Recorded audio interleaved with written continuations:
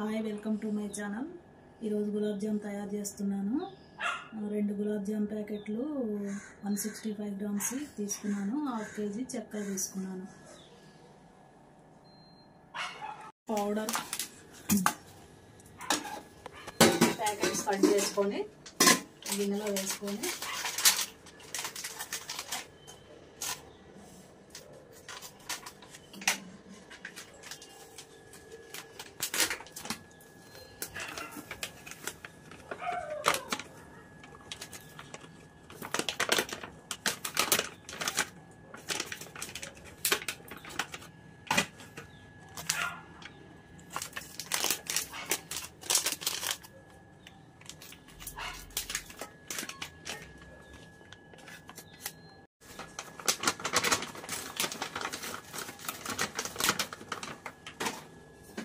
గులాబ్ జామ్ పిండిని పాలతో కలుపుకోవాలి. పిండిని పాలతో కలపటం వల్ల గులాబ్ జామున్స్ స్మూత్గా రౌండ్గా వస్తాయి. జామున్స్ పగలకుండా ఉంటాయి. పిండిని కలిపిన తర్వాత ఒక పావు గంట సేపు నానబెట్టుకుంటే జామున్స్ పగలవు. జామున్స్ అన్ని స్మాల్ సైజ్ రౌండ్స్లా తయారు చేశాను. స్టవ్ వెలిగించుకొని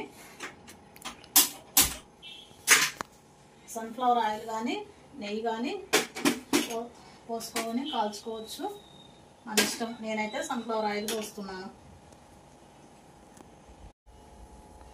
గులాబ్ జామున్లు మాత్రం సన్ఫ్లవర్ ఆయిల్ తోటే చేసుకోవాలి. పల్లి నూనె వాడతాను కానీ పల్లి నూనె బురుజు వస్తుంది కాబట్టి స్వీట్స్కి వాడకూడదు.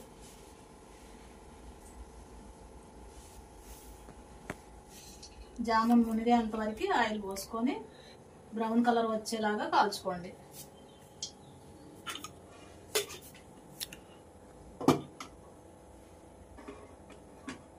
స్లో ఫ్లేమ్లో జామున్స్ని బ్రౌన్ కలర్ వచ్చేంత వరకు కాల్చుకోండి.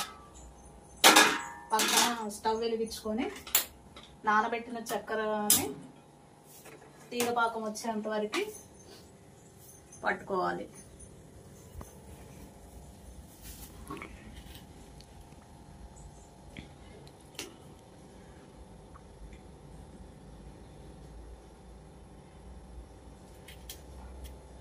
ఆయిల్ వేడెక్కింది.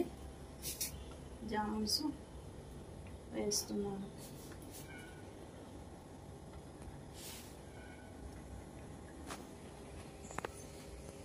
సిమ్లో పెట్టి కాల్చుకోవాలి.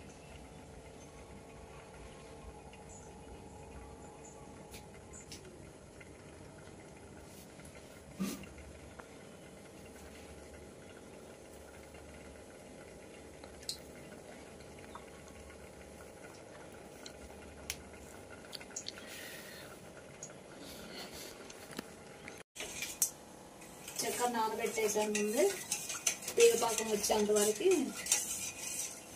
చేతికి అంటుకుంటే తీగలాగా అయ్యే వరకు ఉంచుకొని జామున్స్ కాలిన తర్వాత వేసుకోవాలి.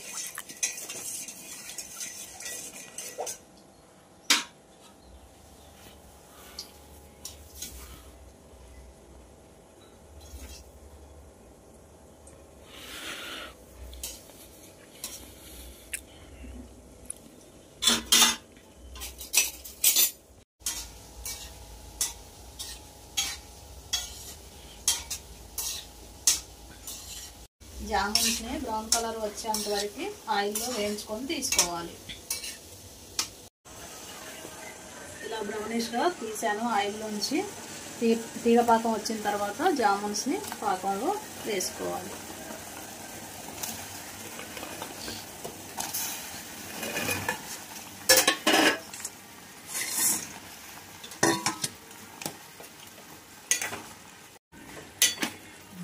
జామున్స్ అన్ని పాకంలో మునిగేంత వరకు వేసుకొని కలుపుకోవాలి. స్టవ్ బంద్ చేసుకోవాలి.